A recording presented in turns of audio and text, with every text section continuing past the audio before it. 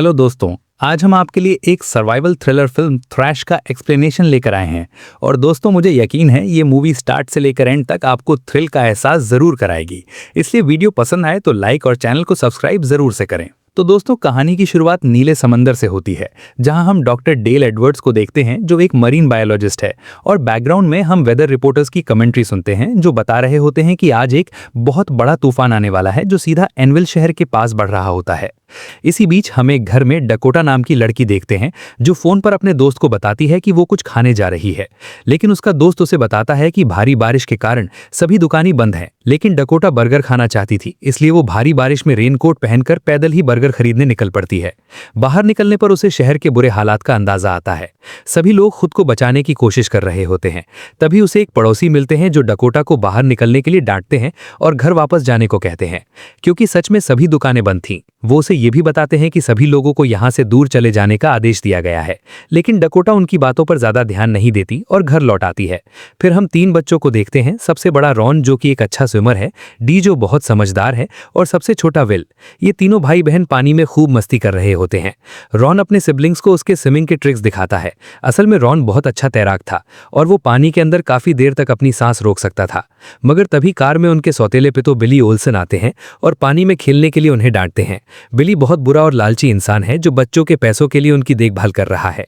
अब बिली ही उन तीनों का एकमात्र सहारा था, लेकिन उसकी बातों से साफ पता चलता था कि उसे ये बच्चे बिल्कुल पसंद नहीं थे। बिली उन्हें गालियां देता है और फिर कार में बिठाकर घर की ओर निकल पड़ता है। अब हम कहानी में लिसा को दिखाया जाता है जो प्रेग्नेंट है और अपना काम खत्म करके घर निकल रही है। तभी बॉब उसे देखता है जो एक मीट प्रोसेसिंग फैक्ट्री में ड्राइवर है। वो लिसा को शहर के बुरे हालात के बारे में बताता है। इस बीच हालात इतने खराब हो गए थे कि समुद्र का पानी शहर में घुसने लगा था। दूसरी ओर लिसा आराम से गाड़ी चलाते हुए अपनी मां से वीडियो कॉल पर बात कर रही थी, जबकि बाहर के हालात बहुत नाजुक हो गए थे। लोग अपनी जान बचाने के लिए इधर उधर भाग रहे थे।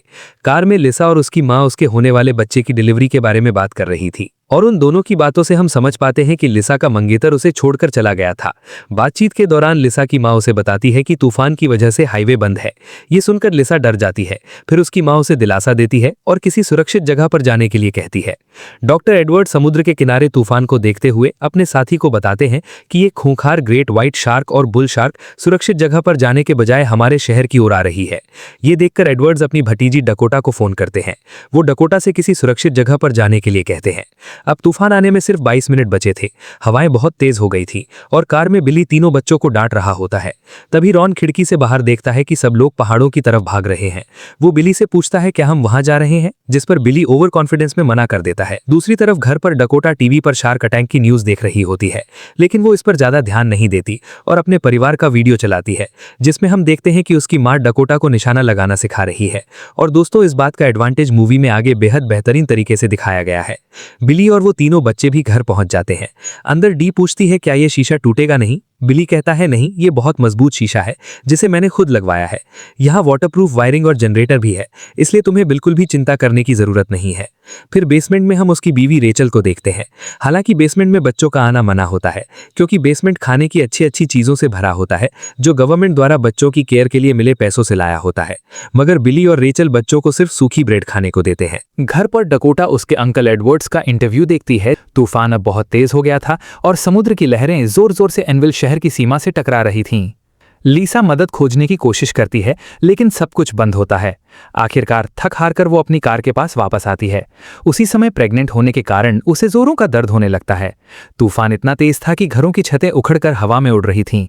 घर के अंदर टीवी देखते हुए डकोटा समझ जाती है कि कुछ बहुत बुरा होने वाला है। पानी इतना बढ़ गया था कि सुनामी की तरह तेजी से शहर में घुसने लगता है। लिसा भी अपनी जान बचाने के लिए कार मोड़ती है, लेकिन तभी उसे बॉब का ट्रक दिखाई देता है। बॉब लिसा को बताता है कि पेड़ गिरने से रास्ता बंद हो गया है, मगर तभी वो देखता है पानी तेजी से लिसा की ओर बढ़ रहा है। इसलिए वो लिसा से तेजी से कार चलाने कहता है। लिसा कार की रफ्तार बढ़ा देती है। उसे उम्मीद होती है कि वो किसी तरह पेड़ के पास से निकल जाएगी, लेकिन पेड़ इतना बड़ा होता है कि उसकी कार वहीं फंस जाती है। बॉब भी बचने की कोशिश करता है, मगर पानी टैंकर को इतनी जोर से धक्का देता है कि उसने कभी सोचा भी नहीं था। लिसा कार की खिड़की से देखती है कि पानी बॉब के टैंकर के साथ तेजी से उसकी तरफ बढ़ रहा है। वो डर के मारे कार से बाहर निकलने की कोशिश करती है, लेकिन पेड़ की वजह से कार जरा भी हिल नहीं पाती। तभी पानी उस तक पहुंच जाता है। उधर डकोटा देखती है कि सुनामी आ गई है, इसलिए वो तुरंत अपने घर की छत की ओर भागती है और उसके घर में भी पानी घुस जाता है। दूसरी ओर सुनामी बिली के घर तक भी पहुंच जाती है, जिसे रॉन और उसके भाई बहन देखते हैं और तभी सुनामी उनके घर में सब कुछ तबाह कर देती है। इसी तरह पानी का बहाव लीसा की कार को धक्का देता है और वो एक पेड़ से टकरा जाती है। पेड़ की टहनियां कार के आर पार हो जाती हैं और लीसा को जकड़ लेती हैं। इस वजह से लीसा वहीं फंस जाती है और मदद के लिए चिल्लाने लगती है। दूसरी ओर बॉब का टैंकर जोर से एक मूर्ति से टकराता है, जिससे वो टूट जाती है और टैंकर के अंदर का सारा खून पानी में फैल जाता है, जिस वजह से वहां आने वाली सभी शार्क्स उसकी ओर आकर्षित हो जाती हैं। तभी डकोटा देखती है कि कोई उसके घर के ठीक सामने अपनी कार में फंसा हुआ है और मदद के लिए चिल्ला रहा है। बिली के घर में भी बहुत पानी भर गया था। रॉन कहता है कि हमें यहां से निकलने के लिए स्नॉकल का इस्तेमाल करना चाहिए। बिली को यह आइडिया पसंद आता है, लेकिन स्नॉकल कार में रखे थे जो उनके घर से थोड़ी दूर गैराज में खड़ी थी। इसलिए बिली और उसकी पत्नी रेचल कार से स्नॉकल निकालने लगते हैं। शहर में स्कॉट और जिमी नाम के दो लोग अपनी नाव से वहां से भाग रहे होते हैं। तभी उन्हें लीसा की आवाज सुनाई देती है, जो मदद के लिए चिल्ला रही होती है। स्कॉट लीसा की मदद करने पहुंचता है और जिमी से कटर लेने कहता है, मगर तभी जिमी पर बुल शार्क्स हमला कर देती हैं और जिमी को बचाते हुए स्कॉट भी शार्क्स का शिकार हो जाता है। ये देखकर लीसा बहुत डर जाती है और डकोटा, जो अपनी खिड़की से देख रही थी, और भी ज्यादा सहम जाती है। एडवर्ड देखता है कि जहां उसकी भतीजी डकोटा है, वो जगह पूरी तरह पानी से भर गई है, इसलिए वो नाव लेता है और अपने कुछ दोस्तों के साथ डकोटा को बचाने निकल पड़ता है। दूसरी तरफ रॉन बिली और रेचल को देख रहा है, जो पानी के बीच बने गैराज की तरफ जा रहे हैं। तभी कुछ शार्क्स बिली और रेचल की तरफ बढ़ने लगती हैं। ये देखकर तीनों भाई बहन डर जाते हैं। जैसे ही बिली और रेचल गैराज का दरवाजा खोलकर चाबी उठाते हैं और अपनी कार की तरफ बढ़ते हैं, एक शार्क बिली का हाथ काट देती है। ये देखकर रेचल पानी से बाहर भागती है, लेकिन दूसरी शार्क उस पर हमला कर देती है और उसे पानी में डुबो देती है। बिली कटे हुए हाथ के साथ अपनी पत्नी को ढूंढते हुए गैराज से बाहर आता है। उसे बस रॉन और उसके भाई बहनों की आवाज़ें सुनाई देती हैं, जो मदद के लिए चिल्ला रहे थे, लेकिन बिली को उनकी कोई परवाह नहीं थी। वो बस अपनी जान बचाना चाहता था, इसलिए वो वापस अपनी कार की तरफ भागता है और किसी तरह दरवाज़ा खोलता है। लेकिन तभी एक और शार्क उस पर हमला करती है और बेरहमी से उसे पानी में डुबो देती है। ये देखकर वे सब बुरी तरह डर जाते हैं। दूसरी तरफ लीसा अभी भी मदद के लिए चिल्ला रही होती है। उसकी आवाज़ सुनकर डकोटा मदद करने का फैसला करती है। लीसा उससे कहती है, प्लीज़ मेरी मदद करो, मैं प्रेग्नेंट हूँ। ये सुनकर डकोटा बहुत डर जाती है और खिड़की के पीछे छिप जाती है।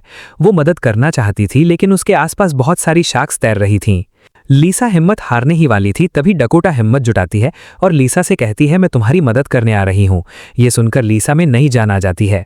जैसे ही डकोटा नाचोक उठाने के लिए नीचे आती है, वो देखती है कि उसका घर भी पानी से भरा हुआ है, लेकिन किसी तरह वो सोफे की मदद से अपने किचन टेबल तक पहुँचती है और चाकू उठा लेती है। फिर वो लीसा की मदद करने के लिए अपने छत की खिड़की से बाहर आती है। जल्दबाजी में डकोटा का पैर फिसल जाता है और वो पानी में गिर जाती है। फिर हिम्मत दिखाते हुए डकोटा फिर से कार की छत पर चढ़ जाती है और कार की मदद से वो की छत तक पहुंच जाती है। तभी उसने देखा कि वहां बहुत सारी शार्क्स तैर रही थीं, लेकिन किसी तरह वो लीसा की कार तक पहुंचती है।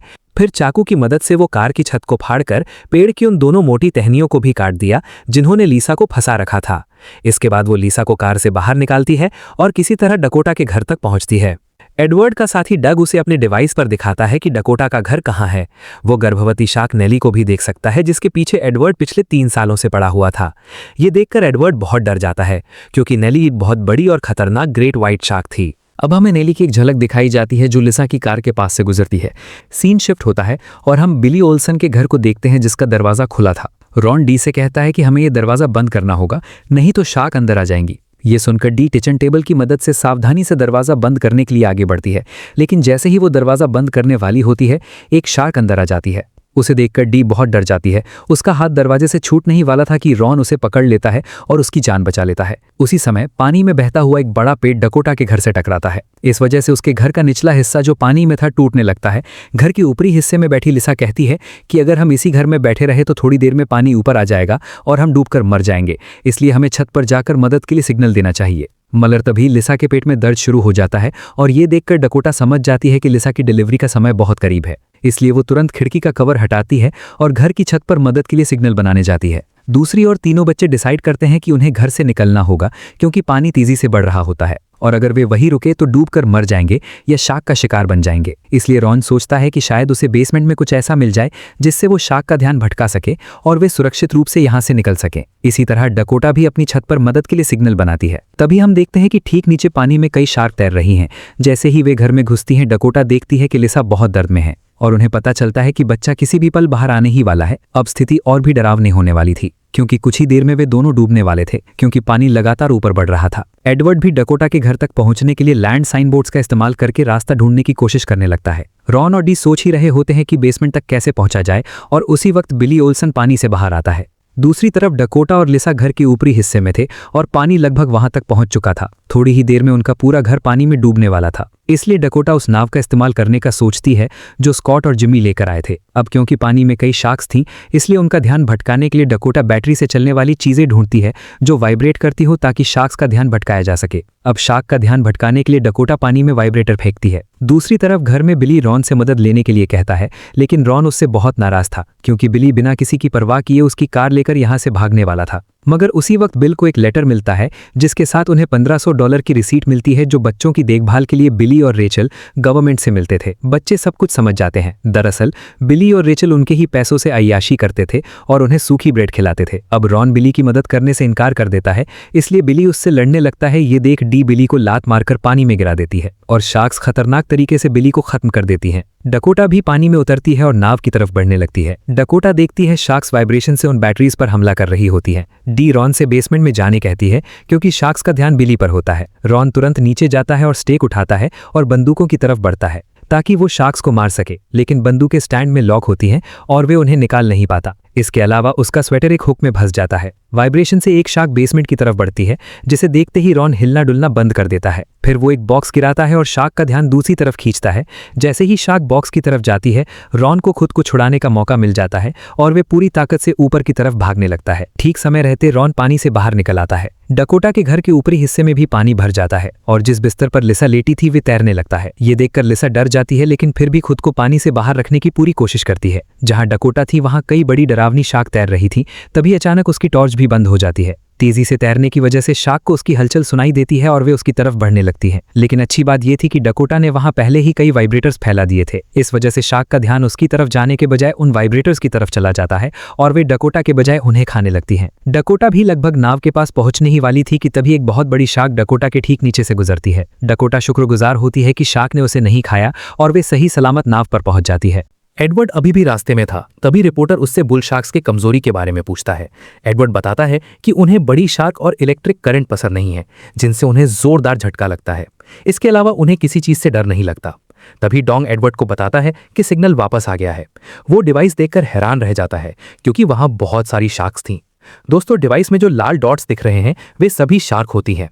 तभी एडवर्ड को एक वैन में कुछ इलेक्ट्रिक शॉक मशीनें दिखती हैं जिन्हें वो उठाता है और फिर तेजी से डकोटा को बचाने के लिए निकल पड़ता है। फाइनली अब सूरज निकल आया था जो एक उम्मीद की किरण की तरह था। डकोटा का घर किसी भी पल टूटने वाला था।